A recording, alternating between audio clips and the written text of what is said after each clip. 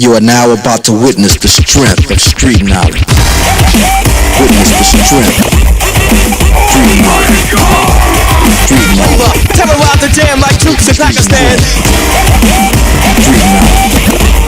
Street knowledge. Quick service announcement brought to you in part by Warriors. Damn, that shit was dope.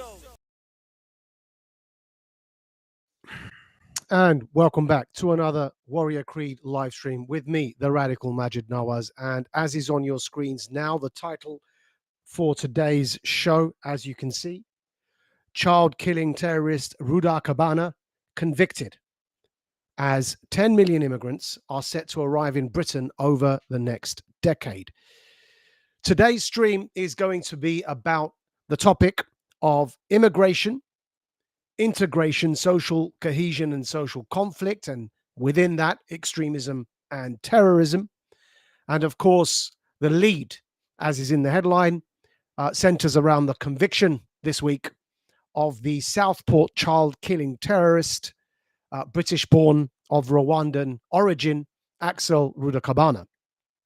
The sentencing, the conviction, and the incident itself raise many issues that we need to discuss on this live stream. Of course, they raise the topic of terrorism and extremism and child killing and child abuse. And in that context, we'll be discussing a bit about the proposed reform to the Britain's counter-extremism policy known as PREVENT. That also forms part of the live stream today.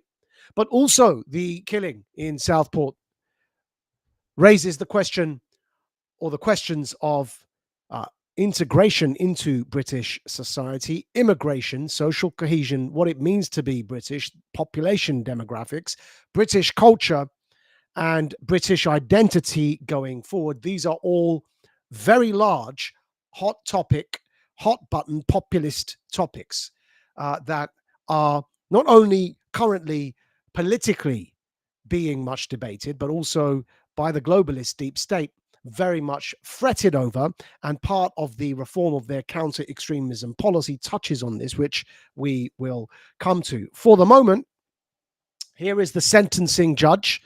As you can see, Judge Justice Goose sentences Axel Rudakubana to life in prison with a minimum term of 52 years. Watch the video with Judge Justice Goose because you'll see how nervous he is.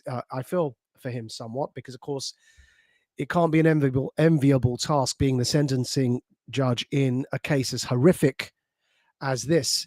And he gets the final sentence wrong. You can see here it's 52 years. If you watch to the end of the video, his last line, he accidentally says 52 months, but clearly that's not what he meant when the overall video is considered. But clearly he's nervous. I mean, you got to feel for any human being having to adjudicate over a demon-possessed individual, as Rudakubana appears to have been. Here is the sentencing judge for that case. I'm now going to sentence Axel Rudakubana, having explained my reasons. On counts 1 to 3 murder, I sentence him to custody for life with a minimum term which he must serve in custody of 52 years, less the time he's served already. He's been in custody for 175 days on remand, which will be credited. Therefore, the minimum term is 51 years and 190 days. On counts 4 to 11, I sentence him concurrently to custody for life with a minimum term of 18 years, less 175 days served, on each count concurrently with each other. Allowing for his time served on remand, the minimum term on those counts is 17 years and 190 days. On counts 12 and 13, I sentence him concurrently to custody for life with a minimum term of 16 years, less his time served on remand, on each count concurrently with each other, leading to a minimum term on those counts of 15 years and 190 days. On counts 14 and 16, I sentence him to 18 months custody concurrently with each other and all other offences. He will pay the appropriate amount he will pay the appropriate amount under 18 statutory charge, which will be entered on the court record. Accordingly, in total, I sentence Rudakubana to 13 sentences of custody for life and a minimum term to be served in custody of 51 days and 190 days. It is highly likely that he... There, you can see at the end there he said 51 days and 190 something days. He meant clearly 51 years.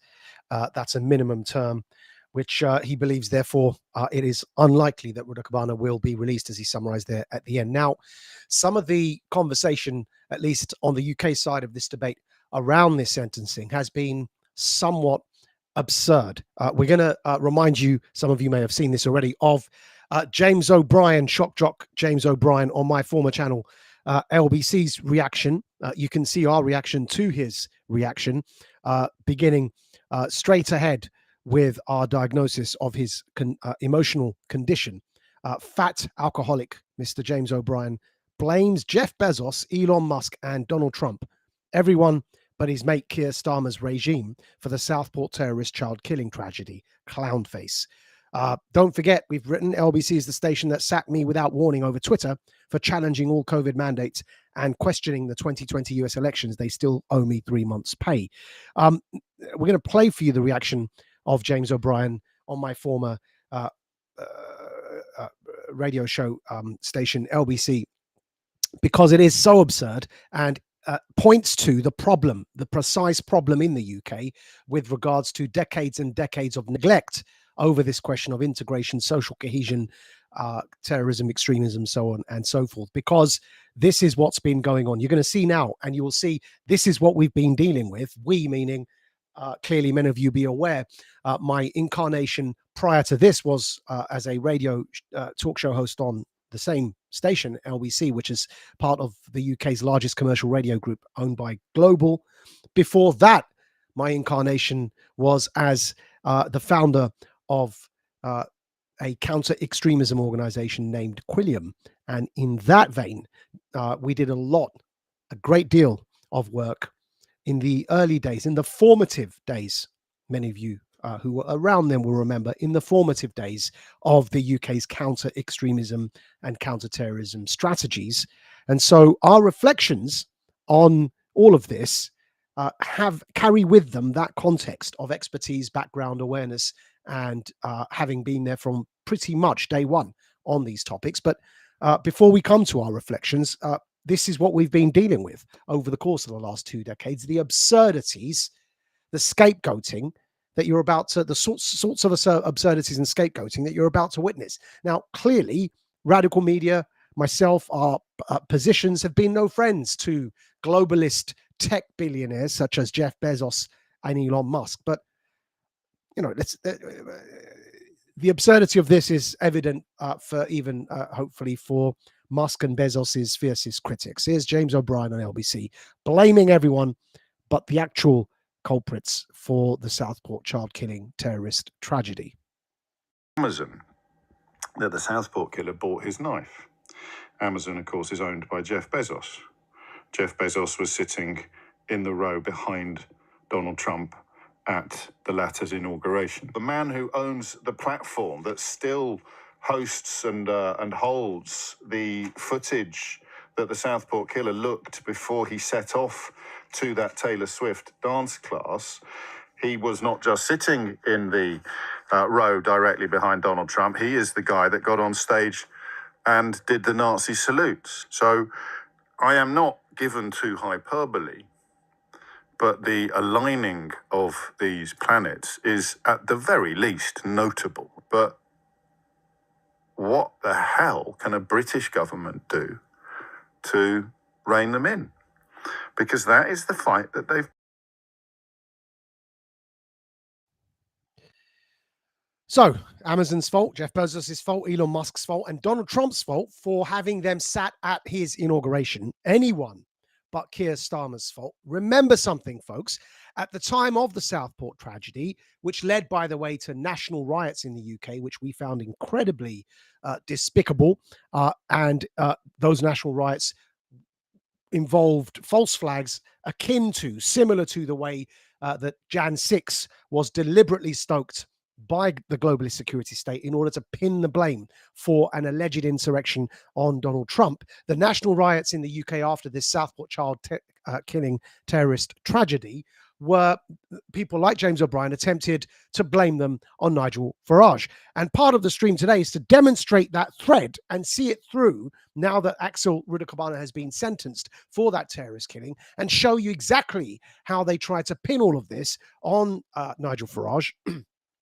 And how they're still trying to do so via the counter-extremism strategy. But you just saw there James O'Brien attempting again to link it to Trump and clearly via Trump to Nigel Farage in the UK. But before we get to that, by way of a reminder, we're going to show you exactly why at the time this happened, it was so important not to fall for the online propaganda that sought to stoke a civil war in the UK between Muslims and non-Muslims. So you can see here our post, the amount of shit that we received at the time and during the riots for telling people simply not to assume that this anti-white terrorist was a Muslim jihadist until we have evidence is unreal. Yes, even selectively leaked in advance bits of evidence can paint a misleading picture, such as the Al-Qaeda training manual. As we reminded people at the time, even the far-right Norwegian child-killing terrorist, Anders Breivik from Norway that is, cited Al-Qaeda in his manifesto.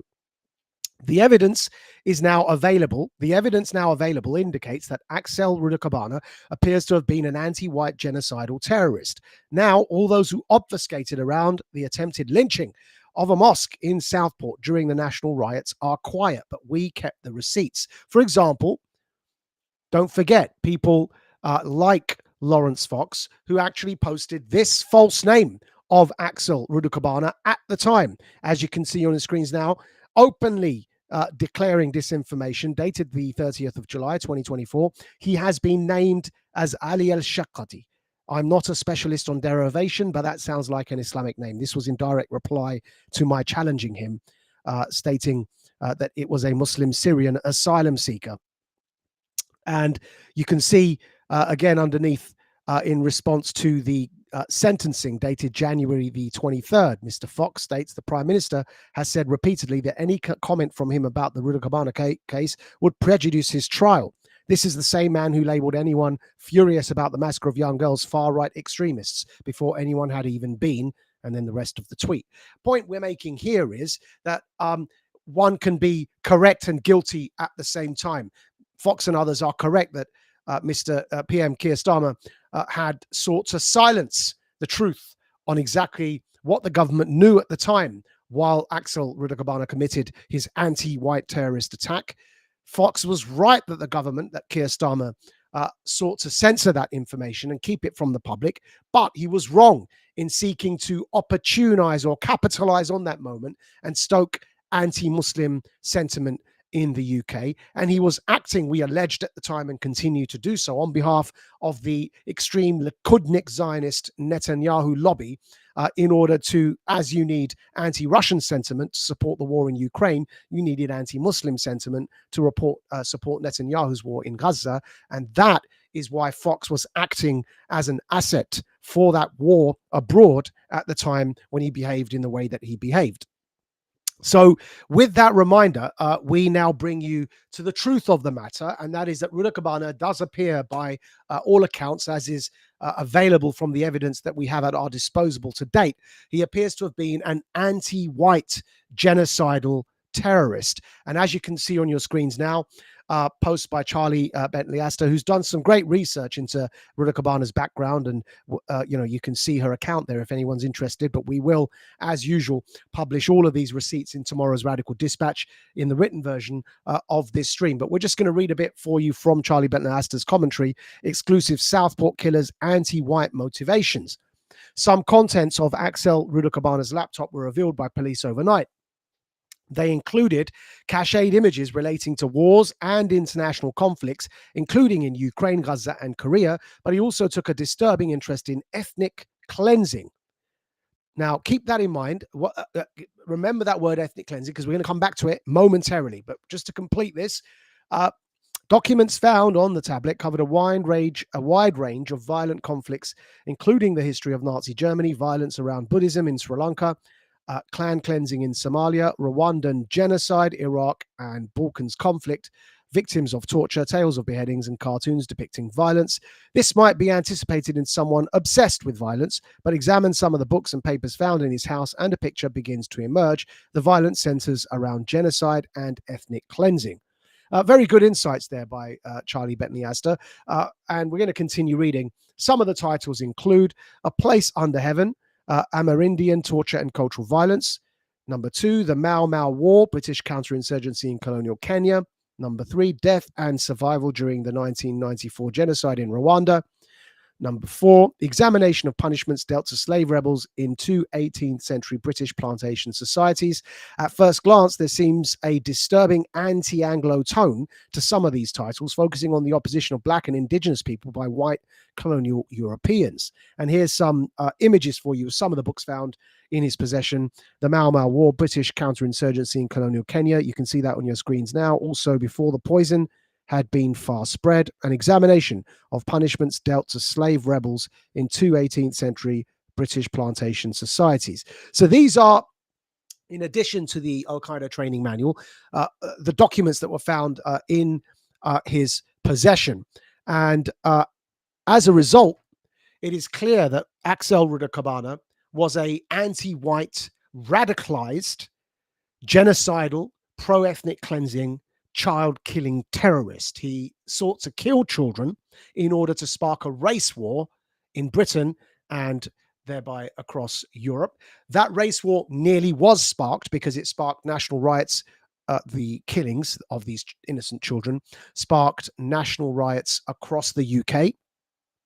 And opportunists, if you remember at the time, and those of you who follow this stream will remember, opportunists sought to turn that moment into a moment of civil war between Muslims and non-Muslims across Europe by attempting to lynch a mosque in Southport, as well as burn 2 asylum hotels with refugees inside them, all stoked by people like this, the failed actor Lawrence Fox, falsely blaming a Syrian refugee asylum seeker named Alia Shakati, a made-up name, at the time, and refusing, by the way, live, while being told this was false information by me, while having agreed to meet me, while seeking to change the terms of the meeting an hour in advance, knowing full well that people were telling him as the riots were unfolding that this is false information. Till today, Mr. Fox has refused to rescind on any of that information. So now we understand what's going on. We're going to move to Keir Starmer. Why did we say that those who sought to divert attention from the Southport killings to turn it into instead a race riot between Muslims and non-Muslims, which is what, by the way, Axel Rudakubana would have wanted, exactly what he would have wanted, and probably why he did what he did, to spark and inspire race riots across the UK. So why was that distraction required by the distraction of trying to blame Muslims required by the globalist deep state? Why were names pushed out, false names pushed out deliberately, in some cases originating from servers in India? And the answer is because that prevents people from looking closer to home and seeing exactly who should be scrutinized over this horrific terrorist tragedy. And just as we said over the child sex abuse, rape, underage rape, grooming scandal, Keir Starmer has much to answer for. Just as he chose not to prosecute a underage rape grooming gang suspect whose DNA was found on an underage girl's underwear, as Director of Public Prosecutions, Prime Minister Keir Starmer chose not to prosecute such a case, as is being now openly alleged by the then investigating detective, now former detective, Maggie Oliver.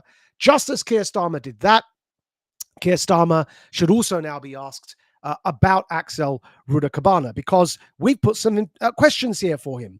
Number one, as you can see on your screens, investigate Keir Starmer's role in the resettlement of the Rwanda genocide surviving Rudakubana family in the UK. Number 2, try to find out where the documented genocidal Hutu killer and former governor of Kibungo in Rwanda, Anklet Rudakubana, disappeared to. And we put a link there. That link, by the way, points to this article, which you can see if you go down, third paragraph down near the bottom. New extremist governors were inaugurated. Those included Francois Carrera for Kigali, Ngeri, and then it goes on. And then there you see that on the second line in the third paragraph or the last paragraph from the bottom, the second line there, Anaklet Rudakubana. That's the second line from the bottom. You can see it there after the comma, Rudakubana's name appearing right there. And we're not making any further allegations. We're saying investigate this. This requires investigation. That's point number 2. Try to find out where the documented genocidal Hutu killer and former governor of Kibungo in Rwanda, Anaklet Rudakubana, disappeared to. Number 3, what is the real relationship between the genocidal Anaklet Rudakubana and the Southport mass child killing terrorist Axel Rudakubana? Number 4, is Anaklet Rudakubana living in Britain in proximity to the Rudakubana family under an assumed new false name? These, we believe, are genuine questions. The questions around Rudakubana having been referred to the counter-extremism strategy in the UK no less than 3 times are legitimate questions.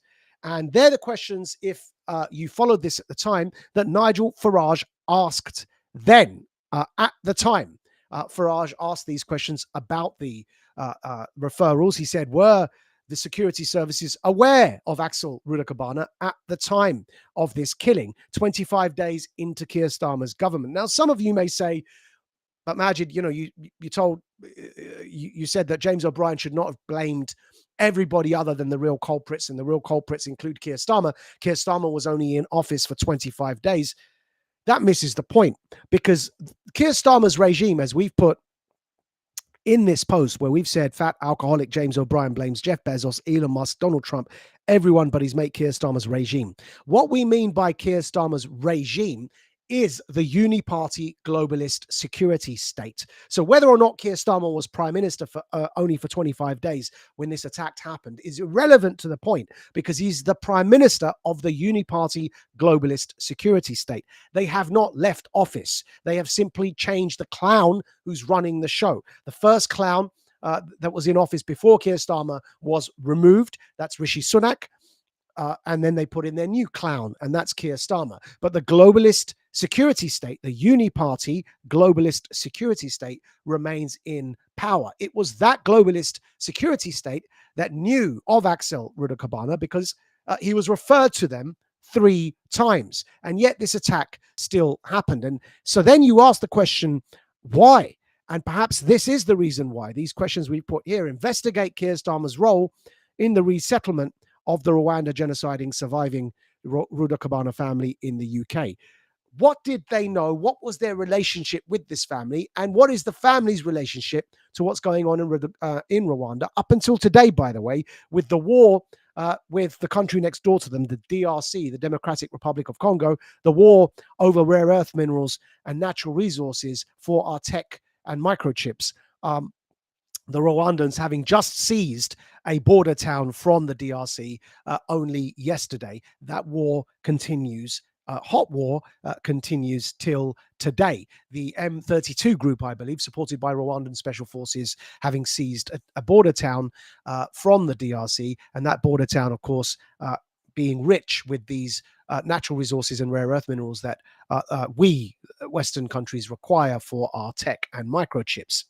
So these are the sorts of relationships that should be investigated. And in that context, it becomes relevant to consider that if Rudakubana was indeed, as he was, by the way, this isn't disputed, referred to Britain's counter-extremism policy or unit, the PREVENT team, Rudakubana was referred to them 3 times, and yet they failed to act. And so that begs a question whether or not and at what point this ceases to be considered failure, and as we said over the grooming gang incident, instead is considered to be complicit.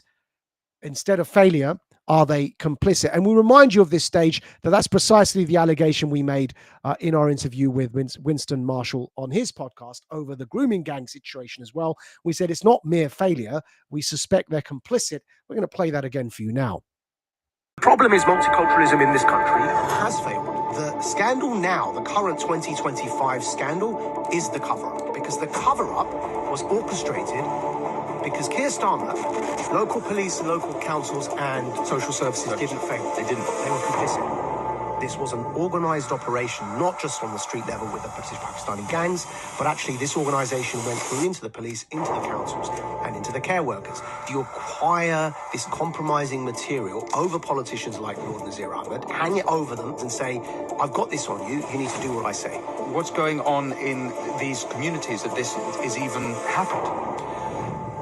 This is a problem in Pakistan, this is a problem in Afghanistan, and it's now a problem in Britain. By the way, there's a methodology to it. The thing you're worried about is going to come back with a vengeance if you don't speak the truth. Your desire to burn the country over these sorts of issues are founded on what? If you don't accept the traditions and culture of this country, you're engaged in subversion against this country.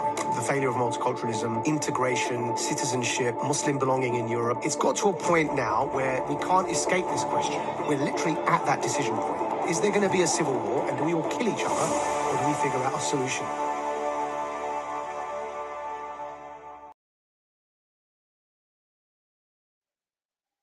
Now, that interview is still available on Winston Marshall's YouTube channel called the Winston Marshall Podcast. But the reason we've just shown that to you here again is to demonstrate a simple point, that the failures at this level do point instead to us at complicity. And whether that's on the Keir Starmer's role in the underage rape grooming gang scandal, or here with the Uni Party, the globalist security state, where they knew of Axel Rudakubana, who'd been referred to them no less than 3 times, referred to the UK's counter-extremism unit known as PREVENT, and yet he was still somehow free to act and murder these children. And this is why Nigel Farage recently suggested this when it came to the UK's PREVENT strategy. You can see it on your screens now. The PREVENT program is not fit for purpose.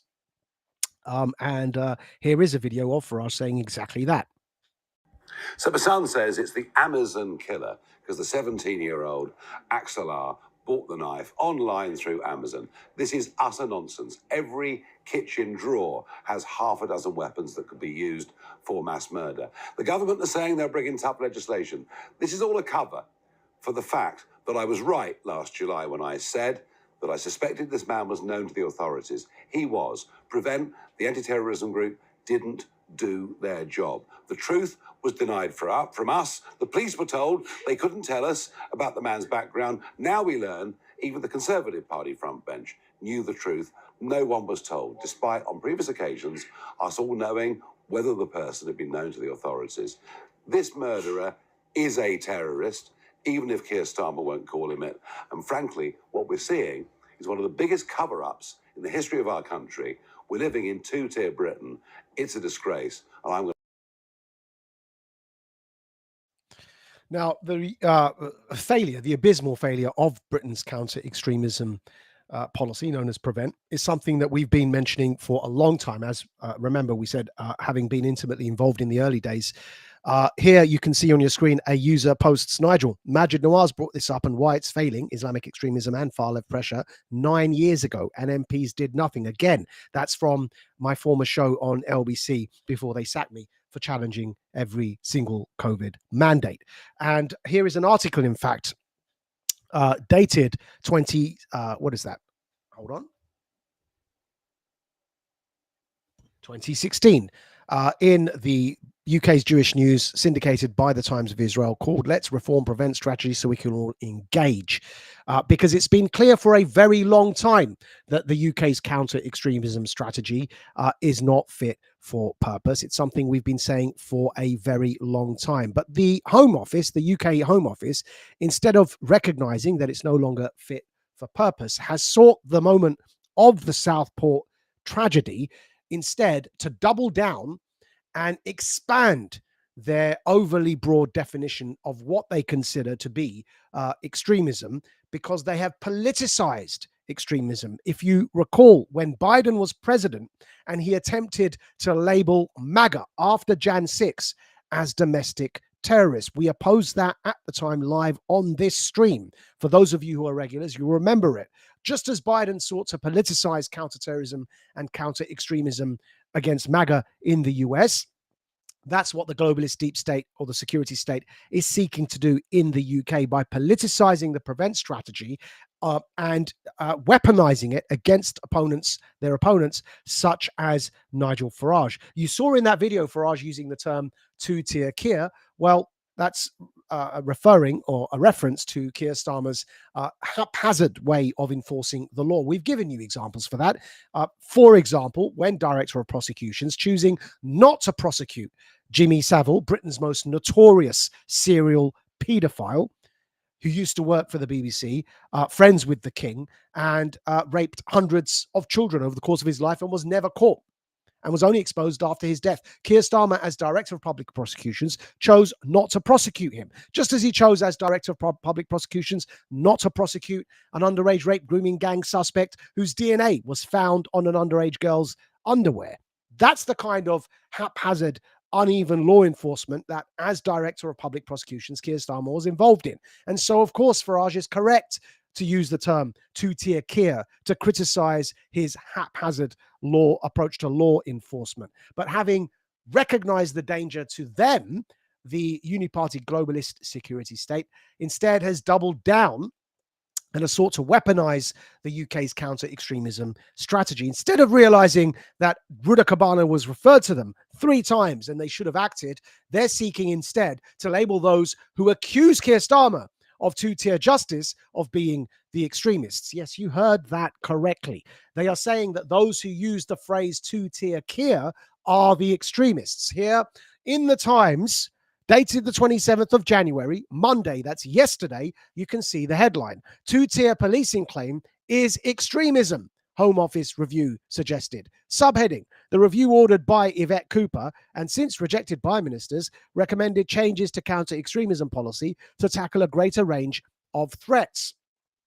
The only solace we can take in that is the very ministers that ordered that review rejected it upon seeing just how politically explosive it would be for them to go by the recommendations of the uniparty globalist security state, because it would ruin their chances of being taken seriously by the British public. But the globalist security state, recognizing the danger, wants to silence those pointing at Keir Starmer's haphazard notions of justice and blame them for being the race-baiting extremists, instead of recognizing that Rudakubana was referred to prevent 3 times should have been caught, and that Keir Starmer chose not to prosecute during the underage rape grooming gang scandal, has questions to answer as well when it comes to his role as a criminal defense lawyer, any role, if he had any at all, with regards to the Rudakubana family's resettlement in Britain. Now, we're going to read a bit from that Times article for you from the 27th of January here. After the hardline response to the rioters in August, Elon Musk, the tech billionaire who Donald Trump has appointed to lead his Department of Government Efficiency, branded the Prime Minister two-tier Keir.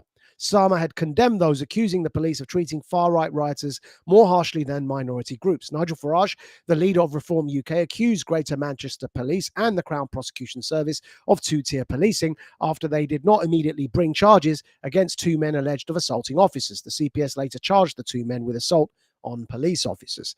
The interesting thing to remember here is that the Musk's name has been dragged in because of his involvement in using the phrase two-tier Keir. But Musk also, if you remember, sought to divert the underage rape grooming gang scandal into a one of championing stage name Tommy Robinson, real name Stephen Yaxley Lennon, the anti-Muslim populist voice, as the voice for the underage rape victims.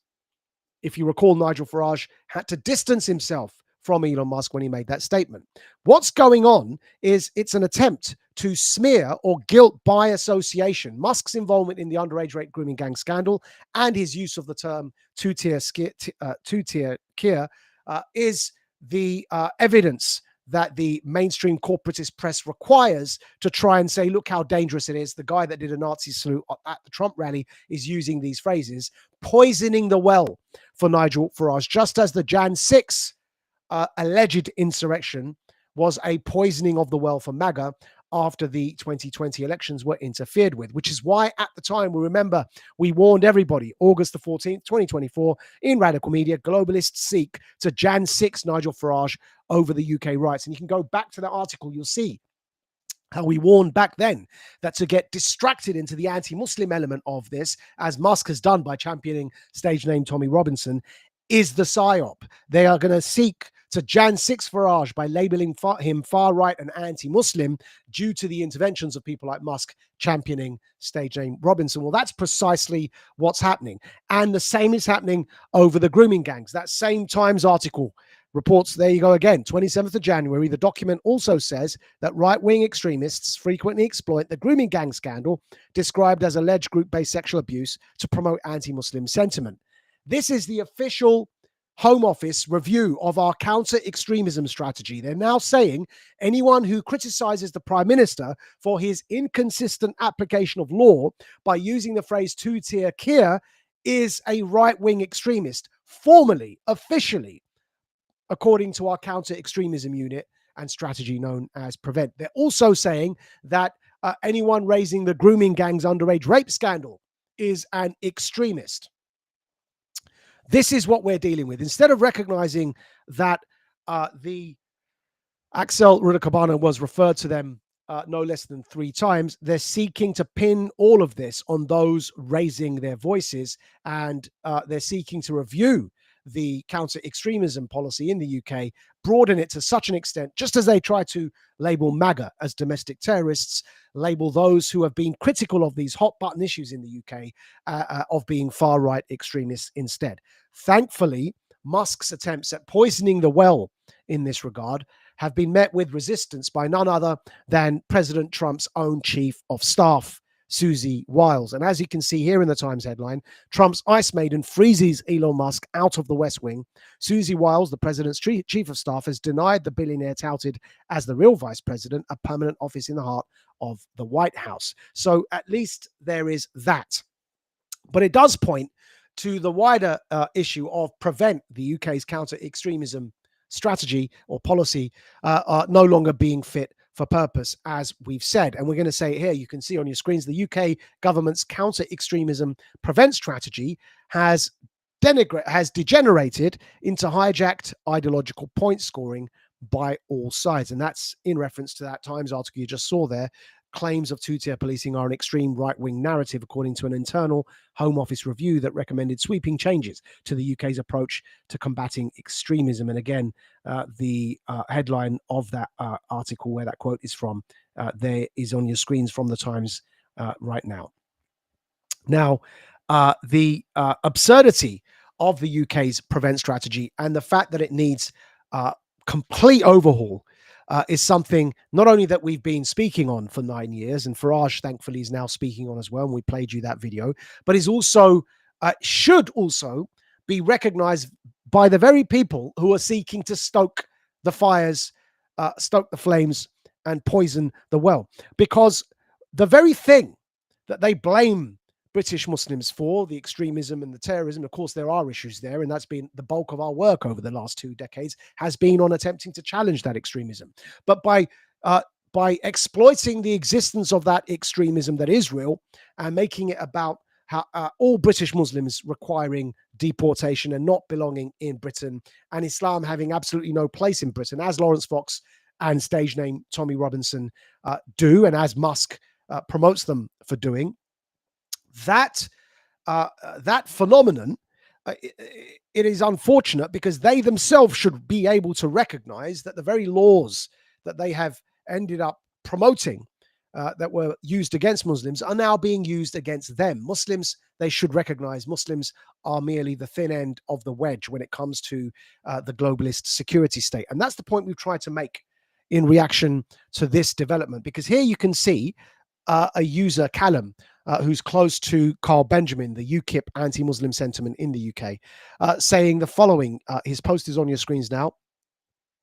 Finished up filming in the US, my welcome home to the UK consisted of being detained by the terror police and my devices and footage seized. 4-hour interrogation with no right to remain silent and no right to a lawyer present. No reason given, nor do they legally need one. Now, he's posted the documents there. You can see that there on your screens. And our reaction to that has been as follows, because we find this very, very interesting. And again, we make an open appeal to all of those anti-Muslim voices out there. You guys should now understand what we've been saying for so long. Have a look at this. Here's our response to it. Detained by counter-terror police at Heathrow, the globalist security state has been doing exactly this to British Muslims since at least 2006. As I keep trying to explain to fans of Stephen Yaxley Lennon, stage name Tommy Robinson, and the wider anti-Muslim element, we could have a common cause if only they stopped to think. Here is a front page of my local newspaper from Southend-on-Sea in Essex from the year 2006, folks. 2006. You can see there the Evening Echo, and it says Majid, free at last. And in the subheading, it says, after 4 years in an Egyptian prison, this ex-Echo paperboy, yes, I used to deliver that newspaper as a paperboy for my mum and dad who were newsagents as a schoolboy, right? Continuing to read. After 4 years in an Egyptian prison, this ex-Echo paperboy arrives back home and into a 4-hour interrogation before being reunited with his family. Look at that. It is precisely what happened. And Carl Eve, the reporter who wrote that story, and our permanent respect to Carl Eve, who was at the time a writer for the Evening Echo, now I think Portsmouth News, because he did an incredible job exposing all of this. And you can see his post there at the top. I also remember David, that's the now murdered by a jihadi, our local MP and a good friend of mine, David Amos MP. Carl says, I also remember David was bloody furious at the way you were delayed at the airport by the police and security. So you can see there that 4-hour detention, that was, by the way, under the very counter-terror laws that Carl Benjamin's mate, Callum, is complaining today. 27th of January, yesterday, he's complaining that he was held under those same laws, 4-hour interrogation. So now you will understand why we've said there at the bottom of this page here, you can see our reaction, again, to read it, last paragraph, as I keep trying to explain to fans of Stephen Yaxley Lennon, stage name Tommy Robinson, and the wider anti-Muslim element, we could a common cause if they stop to think. Because not only has that Callum character been detained under the very laws they detained me under in 2006 for the same amount of time, 4 hours, no right to silence, no right to a lawyer, DNA forcibly taken from me, no reasonable grounds given, interrogated under conditions in which the right to silence was a criminal offence. That's still the law today in the UK at any port of entry or exit, such as Heathrow, such as Dover. That's still the law. The uni-party globalist security state used Muslims as the thin end of the wedge to do this to all of you. And that's what we've been trying to say. Biden tried to do it against MAGA in the UK, in the US, when he labeled you domestic terrorists. They're now trying to do it under the so-called review of the Prevent Counter-Extremism policy to Nigel Farage for using the term two-tier care after the Southport killings. It's the thin end of the wedge. They did it to me in 2006. It's something we've been warning about for a very long time. And guess what? They did it to Tommy Robinson, stage name Tommy Robinson, which is why at the time, if you recall, we put this statement out, which we'll read for you again. Statement. We read on here that there are concerns about Stephen's, stage name Tommy Robinson's, transfer to prison conditions that his supporters feel are unsafe for him. The last time Stephen was in this position in jail, we at Quilliam, Harris Rafiq, wrote an open, that's my Quilliam UK director, wrote an open letter to the state petitioning to ensure Stephen's security and safety while in Her Majesty's then custody. Of course, now we have a king, His Majesty. Stephen and his family will remember when we did that, and a diligent researcher online will find record of it. Stephen and I have had our fierce and public disagreements. I have publicly called him a traitor to Britain and a paid Likudnik Zionist asset. I stand by my views. He is also totally and utterly wrong about our way, Islam, and I believe deep down he knows this for reasons I won't go into now. But I will always see him first and foremost as a human being whom Allah created with a certain predestined context. Part 2. In that regard, Stephen's detention under Schedule 7 of the Terrorism Act 2000 mirrors how we Muslims have been treated by the state during the tyrannical war on terror years launched by the globalist warhawk neocons, except in those days we didn't even have the right to legal representation, silence was a criminal offense, and we had no right to refuse our DNA to be taken. Yes, you read that correctly. Receipts, and then we showed the link there goes to this front page news article from the time by Carl Eve in 2006. To continue reading from the statement about Stephen Yaxley Lennon's stage name Tommy Robinson, I cannot but sympathize when seeing another human being investigated under that same unjust Schedule 7 Terrorism Act 2000, no matter how extreme his stance has become against my own very sense of self, community, and identity.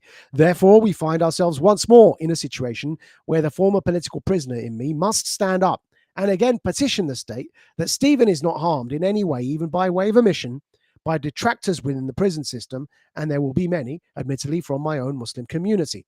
Due process must be allowed to proceed, but more importantly, our own humanity must never stoop so low as to wish harm upon anyone who is clearly vulnerable within our justice system and who is, by definition, to be presumed innocent until proven guilty. First and foremost, Stephen is a human being, born like us all in a period of great deceit, severe misguidance, and tremendous ignorance. There, but for the grace of God, we go. And then the Arabic at the bottom says, Man la yarham la yurham. He who does not show mercy will not be shown mercy. The reason that is there, that I'm reading that again for everybody, is to say that the problem here is the counter-extremism and counter-terror powers that the globalist uniparty security state has accrued over the last 2 decades since the war on terror in the name of Muslims being the problem. And they're now using those powers against all political dissidents. It is very clear for everybody to see. And those anti-Muslim voices should really know better, because those very laws they are now finding themselves being held under are the very laws that we were held under as far back as 2006, if only they understood what we're saying. And that is why the Prevent strategy, we agree with Nigel Farage and have done so, as we said, for many years. Again, that's from 2016, saying let's reform the Prevent strategy. We agree with Nigel Farage that Prevent, the counter-extremism policy in the UK, is not fit for purpose. It needs to be fundamentally overhauled.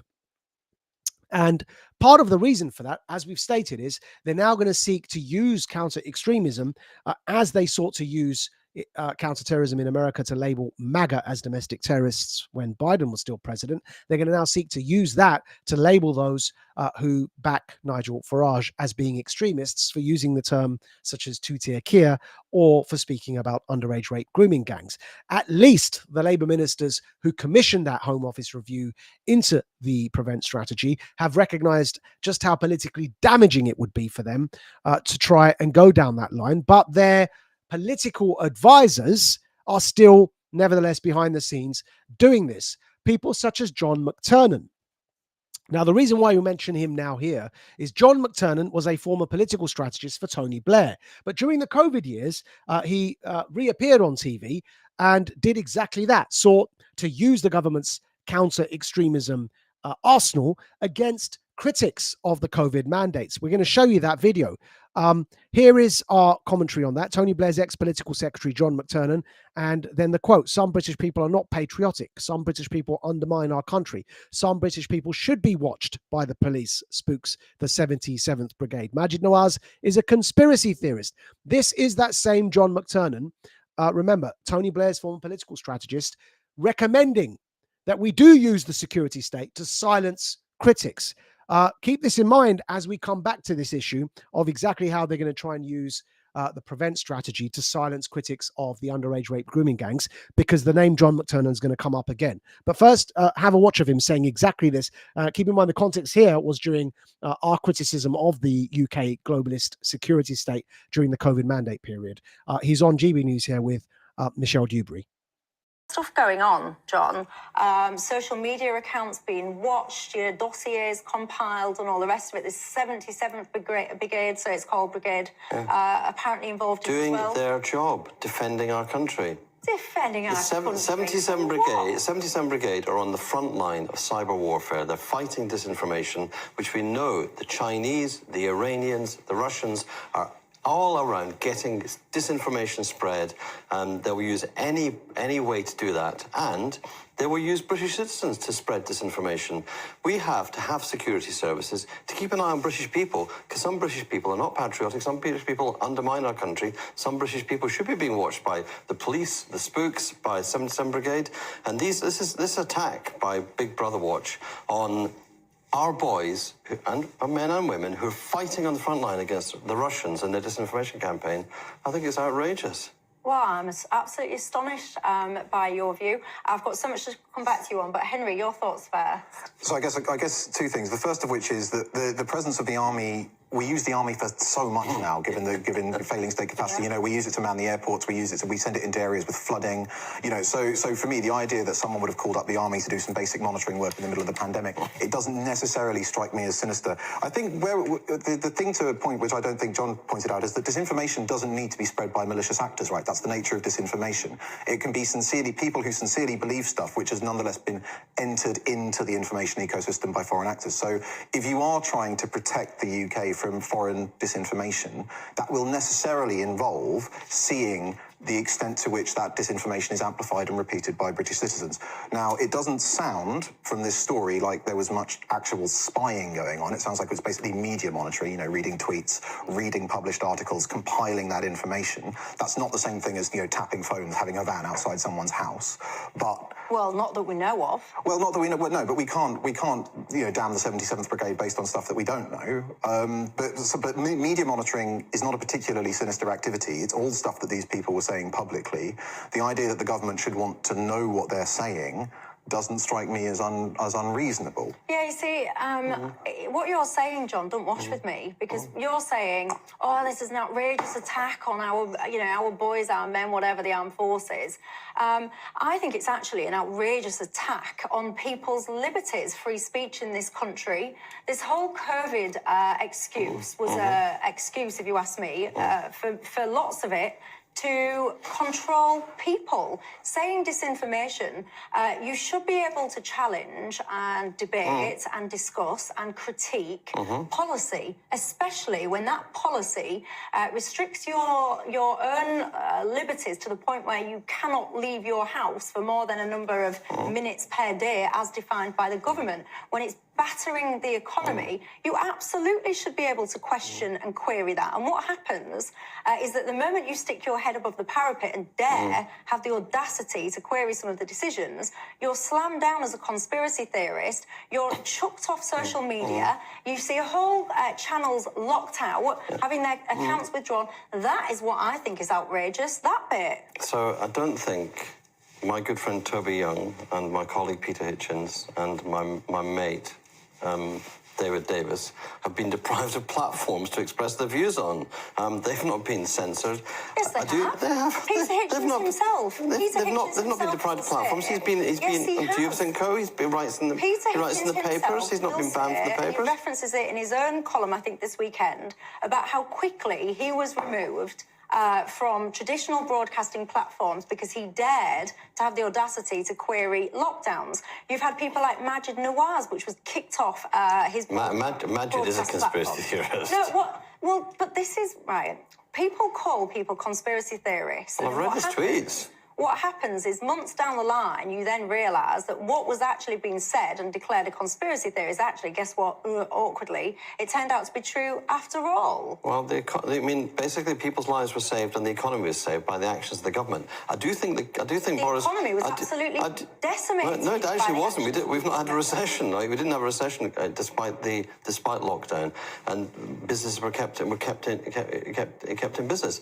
The thing is, I can believe that Boris Johnson demanded dossier after dossier on people who are being critical of him, and there's good reasons and bad reasons. The good reason is you need to know the lines that are being taken in a debate where the government want to shape a debate because you want public opinion to support you for the lockdown. I don't believe this whistleblower that the 77 Brigade were doing that. I do believe there's media monitoring and following what people were saying, getting the lines to make sure there were lines to respond to it. And I'm sure that Boris wanted some people looked at because senior politicians have access to these powers. Sometimes go like what are they saying? What are they saying? But I don't believe that David Davis or Peter Hitchens or Toby Young have been gagged, or any other critics of the government policy were gagged. They were wrong in what they said.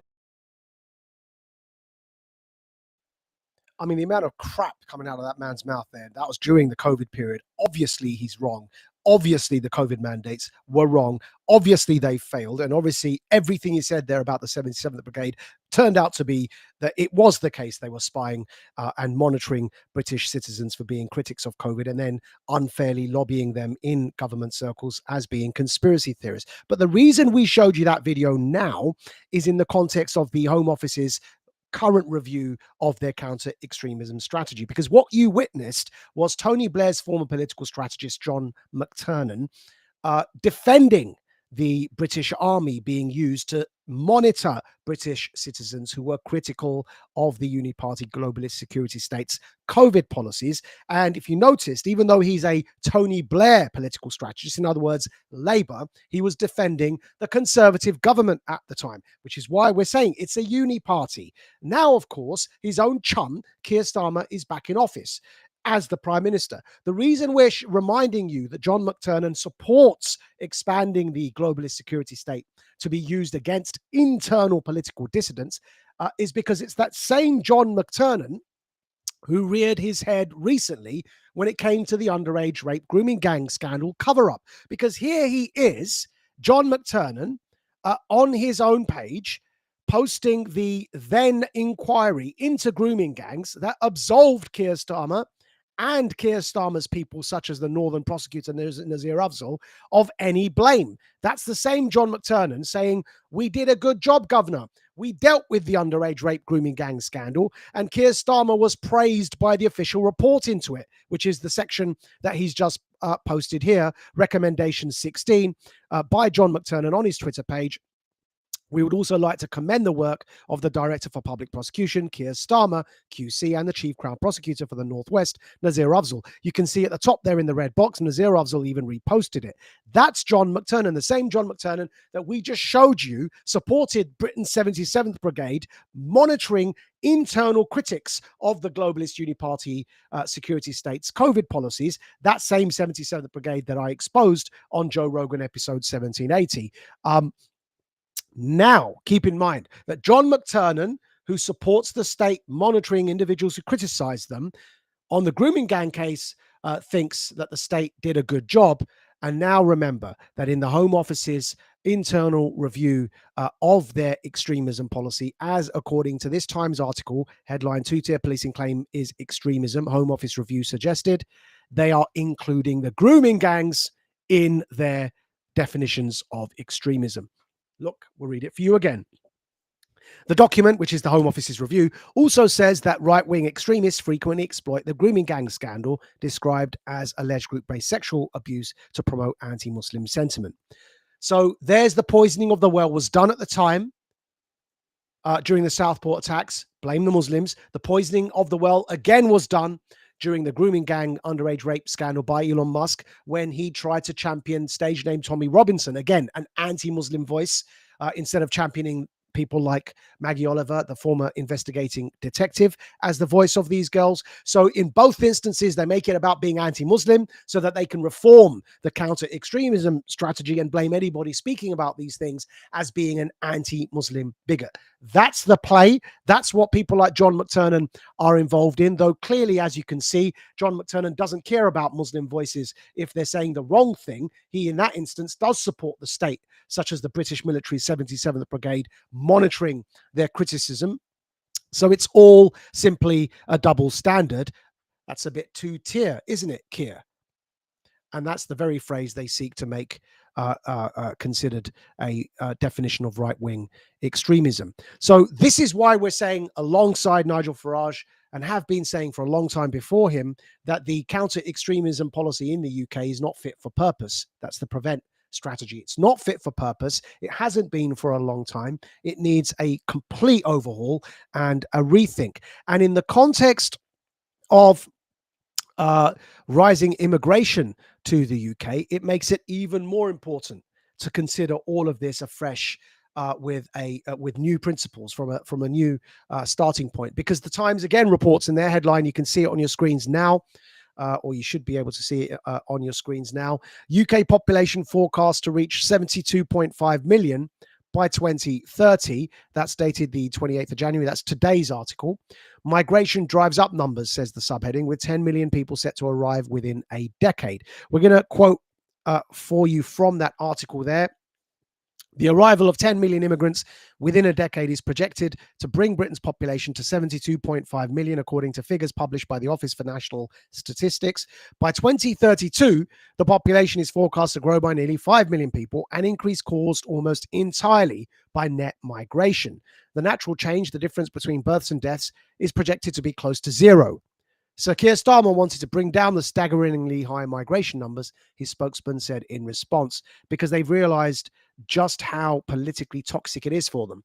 But the issue here is that if our migration is set to grow, our population is set to increase by staggering numbers, with up to 10 million new migrants in the UK, then that is something that raises the questions of Muslim integration in Britain and generally integration of migrants to British culture. And it raises the questions of British identity, British culture, national belonging. It raises the questions of integration, social cohesion, freedom of religion, and British values.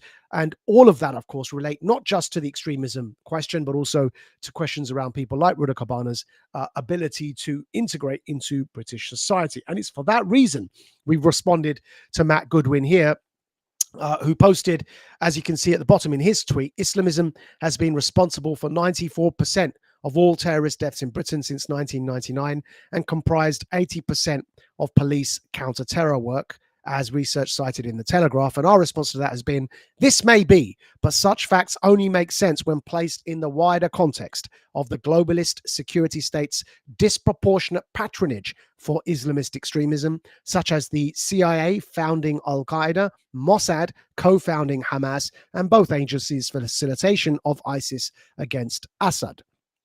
All of those are facts, by the way. Look them up for yourselves. Happy to put the receipts for you in the written dispatch tomorrow. None of that is in dispute. Just take it from us. This is our particular area of expertise. The CIA did found Al-Qaeda. The Mossad did co-found Hamas. And the CIA and the Mossad did facilitate ISIS against Assad in Syria.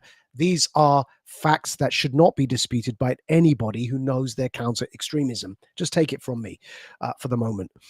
And so that context is relevant when considering that the rising Islamist extremism in the UK, and any reform of the prevent strategy must keep that in mind. But it won't, of course, because the globalist security state seeks to blame everyone but themselves, just as you saw there from James O'Brien on LBC, pointing the finger at Musk. Of course, Musk is engaged in poisoning the well, but pointing the finger at Musk, at Bezos, at Amazon, when in fact it was the same globalist security state that had been aware of Rudakubana, who was referred to them no less than 3 times to the prevent strategy. And Keir Starmer has questions to answer around his role in resettling the Rudakubana family from Rwanda into Britain. But again, in response to Matt Goodwin and these Office for National Statistics revelations around migration to the UK, you can see on your screens now. Matt Goodwin has posted average age in the UK, Christians 51, population as a whole 40, Muslims 27. That's from the Office for National Statistics. What that tells you is the average age for Muslims in the UK being 27. The future of the population is going to be skewed Muslim in not just the UK, but across Europe. The disproportionate number of young people are disproportionately Muslim in the UK and across Europe because of birth rates. Now, this is worrying some people, but you can see our response at the bottom there too, Matt Goodwin. I'm quite sure that many of these young British Muslims will grow into men who play an important and disproportionate role in preventing this country descending into a materialist, relativist, globalist, technocratic hellscape. The disproportionate number of British Muslim men, not just referring to our work over the course of the 2 decades with Quilliam and what have you, but even the chairman of the Reform Party, British Muslim Zia Yusuf. And it's that very same Reform Party that is currently leading in the polls. As you can see from Nigel Farage's post here, Reform leads for the first time in a national opinion poll. This is just the beginning. And you can see there the graph, Reform way ahead of the Conservatives and of Labour and all the others at 26%. The Conservative, that's Reform, and the Conservatives are at 23%, Labour at 22%, and the Lib Dems at 12%. Now, that's the same Reform Party that has a British Muslim chairman. So as now going back to the beginning of the stream, as we said live at the time of the Southport attacks, to allow a diversion from the genuine questions around globalism and the globalist technocracy's desire to create rootless societies that have no national identity. That's the real problem. But as a diversion from that, globalists are seeking to divide and conquer by making us all obsess over Muslim versus non-Muslim. The stream today should be ample evidence for everybody to see why that's dangerous. Not just because of how they sought to Jan 6 Nigel Farage over this Muslim versus non-Muslim question when the riots nationally sparked in the UK after the Southport tragedy. Not least because of that, but also because of the way in which they're using other issues, like the terrorism laws, to detain critics of the globalist security state. And it's the very laws they used against Muslims, against me in 2006. We should understand that we have a common adversary. The common adversary is the globalist security state. It is not your fellow British, whether they be Muslim or not Muslim. That is the poisoning of the well in order to divide and conquer us so that we do not focus on the globalist security state. And that is why we put it to you that Nigel Farage went on that very same Winston Marshall podcast and said to Winston that it is not wise to make this all about Islam and Muslims not having a place in Britain. That is why Nigel Farage distanced himself from Elon Musk when Musk tried to make the underage rape grooming gangs champion, stage name Tommy Robinson, as the voice of those girls, the anti-Muslim Tommy Robinson. Farage understands this point, that it is a divide and conquer play. And that is why we're saying to people like Matt Goodwin, our advice to him is, don't let this depress you, that the Muslims are on average younger in a young, growing, disproportionately young, growing population in Britain, because many of those Muslims will play a key role in challenging the globalist security state, as we did during the COVID period, as you saw even John McTernan attempting to say that, yes, the 77th Brigade should be monitoring me for that challenge of every single COVID mandate, as we did through Quilliam on the underage rape grooming gangs incident, with the work we did on that and everything else we've done over the course of our work on counter-extremism. Zia Yusuf as chairman of Reform, doing the same thing with the growth of that party. Nigel Farage, as we've said before he was an MP, will be Prime Minister of this country. And so it will only damage that trajectory for us to become distracted in Muslim versus non-Muslim debates. Now, having said all of that, we do need, after completely overhauling Prevent, which is no longer fit for purpose, we do need to have those conversations around migration that the Times raises in this headline, and that Matt Goodwin, of course, is well known for discussing and thinking around, because a population that is growing that fast, 10 million people set to arrive within a decade, according to the Times today, a population that is rising that fast will have genuine questions to answer around national identity, belonging, integration, social cohesion, and freedom of religion. It will have genuine questions to answer, but integration in that context will be a two-way street, because British Muslims have a place at the table as much as anyone else does. And it is only those who seek to divide and conquer that will seek to deny one element or one aspect of this voice from having a seat at the table. So it's incredibly important to understand that as the migrant population grows, the solution to this is as follows. And as we've said before on this stream, the solution to it is that we have to have a moratorium on all immigration, legal and of course undocumented. We have to have a moratorium on that until we get to grips with the nature of the situation. And of course, again, we remind you all that poisoner of the well, Elon Musk, has been all for H-1B visas.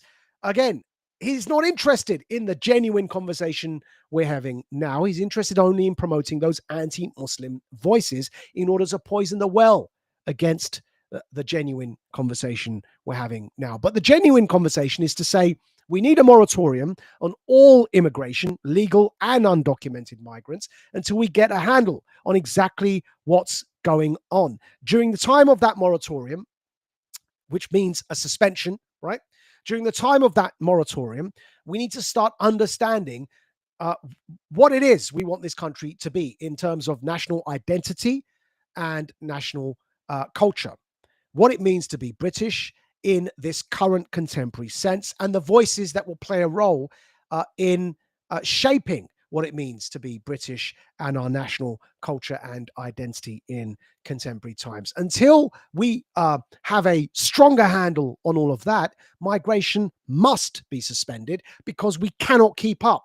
And of course, the signs are everywhere. The result of not being able to keep up has been national riots. The result has been communities growing together apart with monocultures, not speaking to each other, a mutual sense of suspicion, and of course, a sense of hostility in the case of the underage rape grooming gangs, but not just in that, but in other issues like extremism, terrorism, communal relations between communities, such as between Jewish, Muslim, and other communities, and also intra-community strife. All of this we need to get a grip on because due to the pressures of a globalized world and, of course, the globalist agenda, there has been for decades a deliberate effort, as even PM Keir Starmer admitted himself when he said this was by design in a speech he made when he's been trying to stop the hemorrhaging of support due to this migration debate.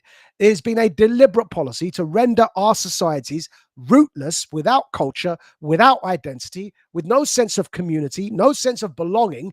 And this is, as our good friend David Goodhart a long time ago labeled, the anywheres versus the somewheres. We need a country full of people who are somewheres, not full of people who are anywheres, meaning rootless metropolitan elites who could just as well live online in any other city. We must have a sense of belonging, which, as I try to argue on the Winston Marshall podcast, begins with a feeling. That conversation around British cultural identity and belonging in a omnicultural sense, in a sense of multi-ethnic, is going to be a key and defining conversation for us going forward, that people like Zia Youssef and Farage, with our help, are going to be crucial in defining for Britain going forward. Let's not forget that it was the Muslims of Michigan who helped swing those swing states in favor of Trump, and the Black and Hispanic votes who helped swing those swing states in the favor of MAGA and Trump, which is why Trump put out specific videos thanking them.